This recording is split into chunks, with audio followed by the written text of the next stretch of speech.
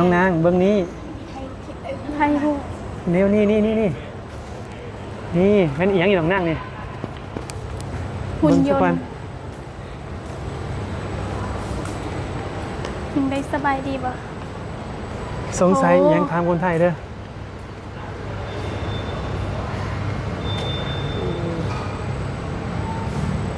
อาย เขา เอง เห็ดได้แนวไร นี่อายก็สงสัยคือกันเด้ แม่น สงสัยเพิ่นเฮ็ดได้แนวใดนี่เอาเสียงแม่งถ่ายโหยอยากฮู้อีหยังต้องถามคนไทยเด้ออันนี้คือหุ่นยนต์เด้ หุ่นยนต์ หุ่นยนต์ที่เพิ่นแบบว่า เอามาประกอบชิ้นส่วนรถที่เราเห็นนี่คือรถไฟฟ้า อ๋อ รถไฟฟ้าที่ใช้ปัจจุบันนี้นะ ก็คือเขาให้หุ่นยนต์เฮ็ดหมดเลยบ่ แม่น หรือ หุ่ ว่า นยนต์เป็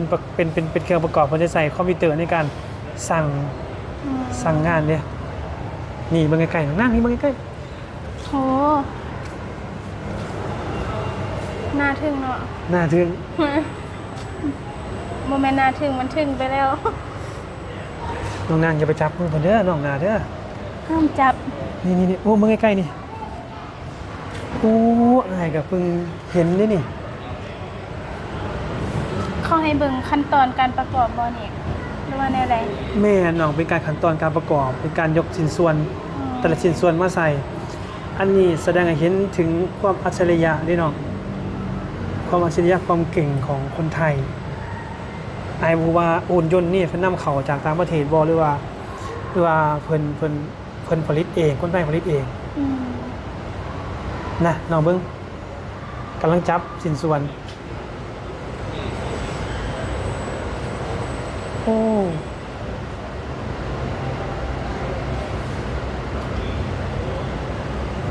คนคิดคนเก่งแฮะ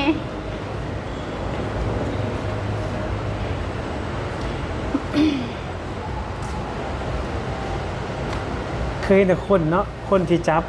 แล้วก็ประกอบแล้วก็คันน็อตแล้วคันชิ้นส่วนมื้อนี้ได้เห็นรถยนต์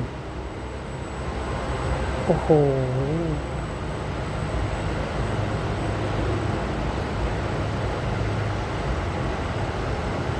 น้องหน้ามันก็สงสัยอยู่เด้อมันเก็บไว้ในใจเด้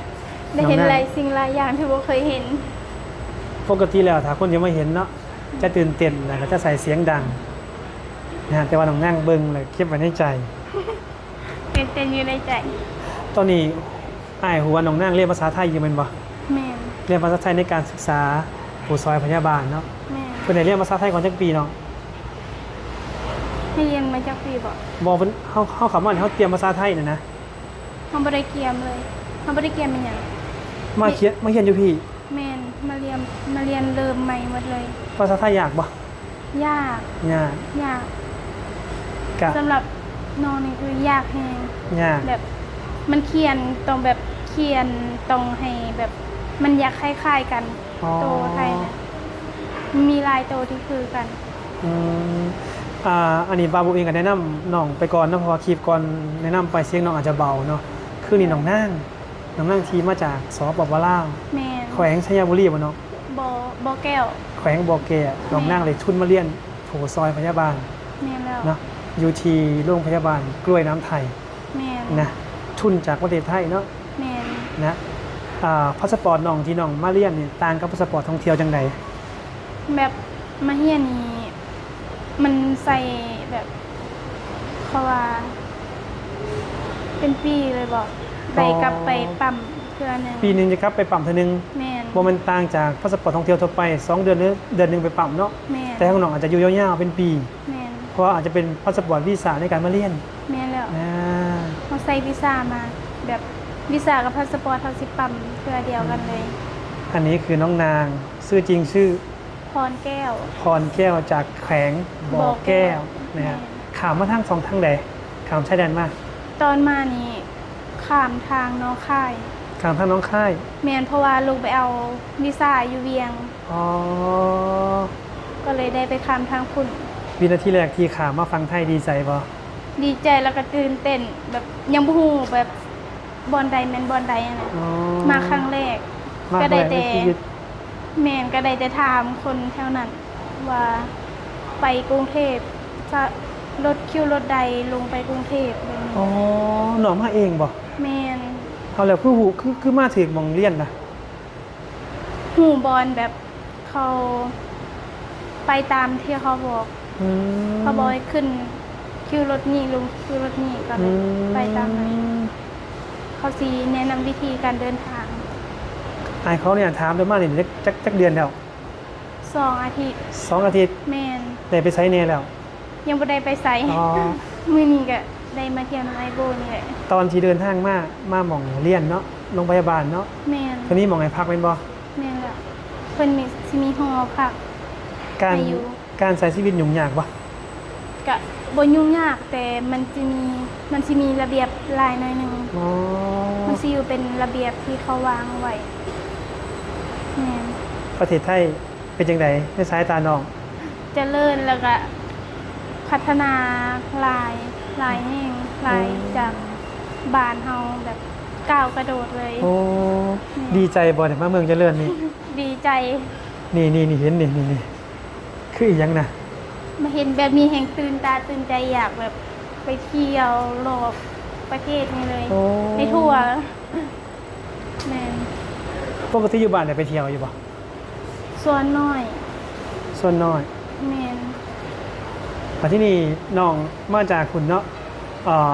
น้องเดินทางกับมันได้ไปไสเลย แม่น คิดแค่ว่ามาอยู่พี่ เราสิมาเฮียน แล้วเงินที่เขาใส่ล่ะได้ใส่ในการเดินทางล่ะ ตอนมากอะใส่เงินตัวเอง ใส่เงินตัวเอง แม่น เอาเงินมาได้ใส่ในการเฮ็ดพาสปอร์ตในการเดินทาง ก็คือสิเป็นน้ำเอื่อยเอาให้ เลยเอาให้ แม่น อืมอันนี้คือน้องนางเนี่ยน้องนางที่เพิ่น ก็ญาติ เราเห็น พี่ ว่า น้องคนละเล็กละน้อยเขาสิเอามาให้ อ๋อแสดงว่าครูว่าเขาได้ทุนแล้วเนาะได้ทุนแล้วแล้วก็ แม่น สิเดินทางแล้วญาติพี่น้องเพิ่นก็มาซอย แม่เราแบบมาผูก มาผูกแขน แม่นส่วน โอ้ คนละเล็กคนละน้อย โอ้ผูกแขนเพื่อจะมาเรียน แม่ เป็น น ผลกำลังใจ แม่นแล้ว นี่แหละคือบ้านถ้านอกเวลาสิไปไสมาไสเนาะก็ต้องสร้างผลกำลังใจโดยการผูกขอไม้ขอมือ แม่น ผูกแขนเนาะเป็นธรรมเนียมคนบ้านเฮานะฮะแล้วพอที่นี้ออกมาจากของพักแล้วไม่เห็นจังซี่เนี่ยคิดว่าการเดินทางเนี่ย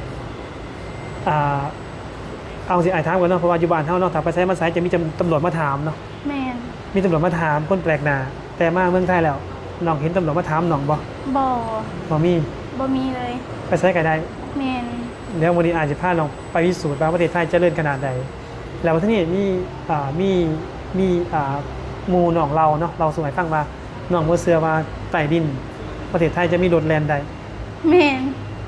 แล้ว บ่ มันเป็นไปแนวใด นั่นเป็นไปได้ใดมื้อนี้จะไปเห็นกับตาเนาะนั่นคือรถไฟฟ้าใต้ดิน อืม จะแล่นมุดดินไปได้เลยน้องเชื่ออยู่บ่ อยากเห็น อยากเห็น แม่น ฉะนั้นอยากเห็นมื้อนี้เบิ่งนี้ไปก่อนมีหมู่อยู่บ้านอยู่บ่ อยู่บ้าน แม่น มี มีหมู่เคยมาอยู่บ่ บ่ มีหยังอยากบอกหมู่บ่เห็นนี่แล้วเป็นความเจริญเนี่ย บอกหมู่บ่ แม่ บอกเลยดีละ เฮาเล่นความเจริญให้กับเราสู่หมู่ฟังกันตัว อ๋อก็อยากบอกว่ามันแบบพัฒนาไปไกลให้แบบสิ่งที่เราบ่เคยเห็นก็ได้มาเห็น อย่างเช่นหุ่นยนต์นี่ก็ เป็นสิ่งที่บ่คาดคิดว่าสิได้เห็นนั่นนะ โอ้โหคนไทยมันบ่ได้หวงเด้ อืม จังซี่เนาะมันมีคนหนึงนะถ่ายคลิปนะคนบ้านเฮาเนี่ยมีบางคนนะเพิ่นบอกว่าประเทศไทยบ่เจริญน้องเชื่ออยู่บ่ บ่ บ่เชื่อ เนี่ย บอกเพิ่นแน่ มีคน บ่เห็นแล้ว คิดบ่ นี่มีแขนถ่ายคลิปเนี่ยจากคุณยนต์น้องก็เบิ่งฟังนี้เบิ่งฟังนี้ แล้วน้องจะบอกว่าโอ้โหเป็นไปได้ยังไง อืม เฮ้ยเป็นอีกอย่างไรน้องนางน้องคิดว่าเป็นอย่าง บ่ฮู้ ถามคนไทยเด้อถามคนไทยเด้ออาจารย์พูดนะ ฝากถามมันคนไทยที่ฮู้ว่าอันนี้มันเป็นหยังก็เอะใจอยู่ว่ามันเป็นหยังมันคือ เอากระสิเป็นหลอดไฟตัวเนาะหลอดไฟให้แสงสว่างตัวเนาะโอ้โหดีใจแห้งนะดีใจแล้วก็คุ้มค่าที่ได้มีโอกาสพาน้องนางมาเห็นสิ่งที่บอกว่าเจริญหูเจริญตา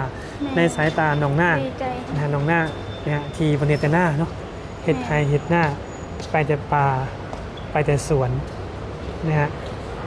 ขอบคุณประเทศไทยเนาะที่ให้รู้พ้นจากความลำบากนะฮะสิ่งที่ได้เห็นอยู่อ่ะฝากขอบคุณประเทศไทยเนี่ย อยากจะขอบคุณประเทศไทยหลายแล้วก็ อยากจะขอบคุณประเทศไทยหลายที่ให้เขาหลุดพ้นจากจุดนั้นที่เคยลำบากเลยก็บ่เห็นความเจริญแบบอยู่แต่บ้านอยู่แต่ชนบทเดี๋ยวนี้ได้เข้ามาในเมืองประเทศไทยก็ได้เห็นความเจริญหลายสิ่งหลายอย่างเพราะประเทศไทยมันพัฒนาหลายสำใดบ้านเฮาเป็นจังได อาก็ดีใจเด้อน้องเด้อเอาขอบคุณน้องหลายๆเด้อสำหรับคลิปนี้เนาะที่มาเป็นพรีเซนเตอร์ให้ขอบใจน้องหลายๆนะสบายดีน้อง สบายดีแล้วก็ขอบใจไอโบหลายที่พามาเที่ยว โอ้ ฝากติดตามไอโบได้เด้อ FC ทุกคนสบายดี